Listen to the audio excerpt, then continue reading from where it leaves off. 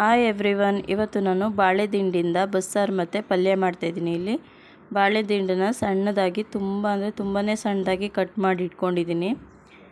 ಇಲ್ಲಿ 1 ಕಪ್ ಅಷ್ಟು ಹುರುಳಿಕಾಳು ತೊಗೊಂಡಿದ್ದೀನಿ, ವಾಶ್ ಮಾಡಿದ್ದೀನಿ ಇದನ್ನು ನೋಡಿ. ನೆಕ್ಸ್ಟ್ ಇಲ್ಲಿ 2 ಈರುಳ್ಳಿ, 3/4 ಕಪ್ ಅಷ್ಟು ಕಾಯಿ, 1 ಸ್ಪೂನ್ ಧನಿಯಾ ಪೌಡರ್, 1 ನಿಂಬೆಹಣ್ಣು ಗಾತ್ರದ ಹುಣಸೆಹಣ್ಣು, ಕೊತ್ತಂಬರಿ ಸೊಪ್ಪು, ಜೀರಿಗೆ, ಬೆಳ್ಳುಳ್ಳಿ ಮತ್ತು ಒಣಮೆಣಸಿನ್ಕಾಯಿ ತೊಗೊಂಡಿದ್ದೀನಿ.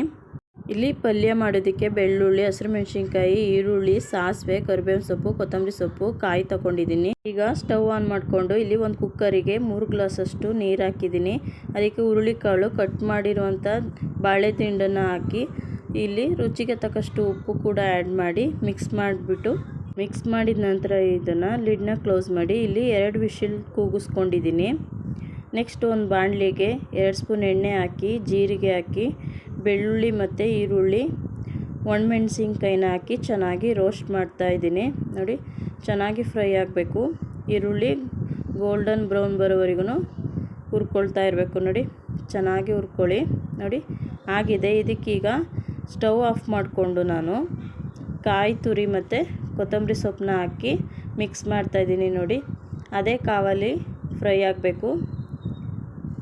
ಈಗ ಇದನ್ನು ತಣ್ಣಗಾದ್ಮೇಲೆ ರುಬ್ಕೊಳ್ಳೋಣ.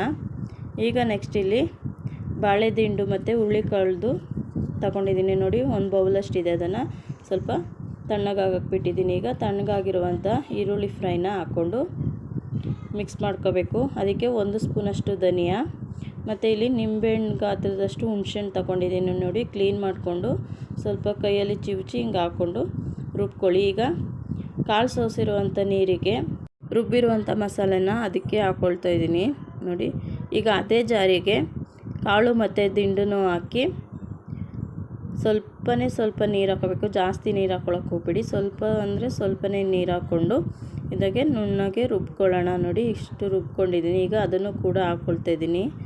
ಇಲ್ಲಿ ನಿಮಗೆ ನೀರೆಷ್ಟು ಬೇಕೋ ಅಷ್ಟನ್ನ ಹಾಕ್ಕೊಳ್ಳಿ. ಅಂದರೆ ಇದು ಫುಲ್ ತೆಳುಗೂ ಇರಬಾರ್ದು, ಫುಲ್ ಗಟ್ಟಿನೂ ಇರಬಾರ್ದು, ಮೀಡಿಯಮ್ ಹದದಲ್ಲಿ ಇರಬೇಕು ನೋಡಿ. ಇಷ್ಟು ಹದದಲ್ಲಿದ್ದರೆ ಸಾಕು. ಸಾಂಬಾರು ಸೂಪರಾಗಿ ಬರುತ್ತೆ. ಇಲ್ಲಿ ನೆಕ್ಸ್ಟ್ ಇದಕ್ಕೆ ಒಗ್ಗರಣೆಗೆ 1 ಸ್ಪೂನ್ ಎಣ್ಣೆ, ಸಾಸಿವೆ, ಕರಿಬೇವು ಸೊಪ್ಪು ಮತ್ತು ಬೆಳ್ಳುಳ್ಳಿನ ಹಾಕ್ಕೊಳ್ತಾ ಇದ್ದೀನಿ. ಹಾಕ್ಕೊಳ್ಳುವಾಗ ಹುಷಾರು, ನಾನು ಹೈ ಫ್ಲೇಮಲ್ಲಿ ಇಟ್ಬಿಟ್ಟಿದ್ದೆ, ಎಲ್ಲ ಚಿಟಾಪಟ ಅಂತ ಆರಿಬಿಡ್ತು ಫೋನಿಗೆಲ್ಲ ಎಣ್ಣೆ ನೋಡಿ. ಕುದೀತಾ ಬರ್ತಿದೆ ಅನ್ನುವಾಗ ನಾವು ಒಗ್ಗರಣೆ ಮಾಡಿರೋಂಥದ್ದನ್ನ ಹಾಕ್ಕೋಬೇಕು ನೋಡಿ. ಈ ನೊರೆ ಎಲ್ಲ ಕಮ್ಮಿ ಆಗಿದ್ರೆ ಸಾಂಬಾರು ಬೆಂದಿದೆ ಅಂತ ಅರ್ಥ ನೋಡಿ. ಸಾಂಬಾರು ಬೇಯ್ತೈತೆ. ಈಗ ಒಗ್ಗರಣೆ ಮಾಡಿದ್ನಲ್ಲ ಅದನ್ನು ಹಾಕ್ಕೊಂಡು ಕೊತ್ತಂಬರಿ ಸೊಪ್ಪನ್ನು ಹಾಕ್ಕೊಂಡು ಇಲ್ಲಿ ಕುದಿಸ್ಕೊಳ್ತಾ ಇದ್ದೀನಿ ನೋಡಿ.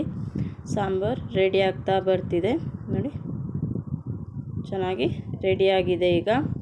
ಈಗ ಕಾಳು ಒಗ್ಗರಣೆ ಮಾಡ್ಕೊಳ್ಳೋಣ. ದಿಂಡಿ ಇತ್ತಲ್ಲ ಅದನ್ನು ಈಗ 2 ಸ್ಪೂನಷ್ಟು ಎಣ್ಣೆ ಹಾಕ್ಕೊಂಡು ಸ್ವಲ್ಪ ಸಾಸಿವೆ, ಬೆಳ್ಳುಳ್ಳಿ ಮತ್ತು ಕರಿಬೇವು ಸೊಪ್ಪನ್ನ ಹಾಕ್ಕೊಂಡು ನೆಕ್ಸ್ಟ್ ಹಸಿರು ಮೆಣಸಿನ್ಕಾಯಿ, ಈರುಳ್ಳಿನ ಹಾಕ್ಕೊಂಡು ಫ್ರೈ ಮಾಡ್ಕೊಳ್ತಾ ಇದ್ದೀನಿ. ಇದು ಚೆನ್ನಾಗಿ ಫ್ರೈ ಮಾಡೋವರೆಗೂ ನೀವು ಲೋ ಫ್ಲೇಮಲ್ಲೇ ಇಟ್ಕೊಳ್ಳಿ. ಇಲ್ಲಿ ಎಣ್ಣೆ ಕಮ್ಮಿ ಬಳಸೋದ್ರಿಂದ ಸೀದೋಗ್ಬಿಟ್ರೆ ಕಷ್ಟ, ಅದಕ್ಕೋಸ್ಕರ ನೋಡಿ. ಈಗ ಫ್ರೈ ಆಗ್ತಾ ಬರ್ತಿದೆ. ಚೆನ್ನಾಗಿ ಕೆಂಪುಗಾಗೋವರೆಗೂ ಹುರ್ಕೊಳ್ಳೋಣ.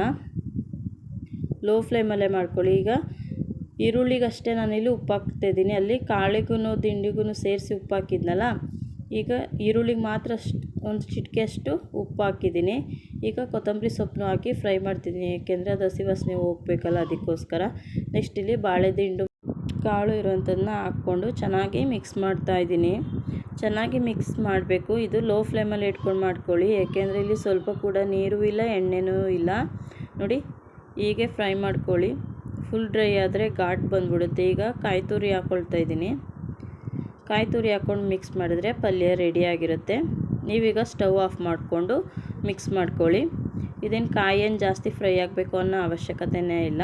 ನಾನಿಲ್ಲಿ ಗ್ಯಾಸ್ನ ಕೂಡ ಆಫ್ ಮಾಡಿದ್ದೀನಿ ನೋಡಿ. ಪಲ್ಯ ರೆಡಿಯಾಗಿದೆ. ನಾನು ಮಾಡಿರುವಂಥ ಬಸ್ಸಾರು ಮತ್ತು ಪಲ್ಯ ನಿಮಗಿಷ್ಟ ಆಗಿದರೆ ಲೈಕ್ ಮಾಡಿ, ಶೇರ್ ಮಾಡಿ ಮತ್ತು ಕಮೆಂಟ್ ಮಾಡಿ. Thank you.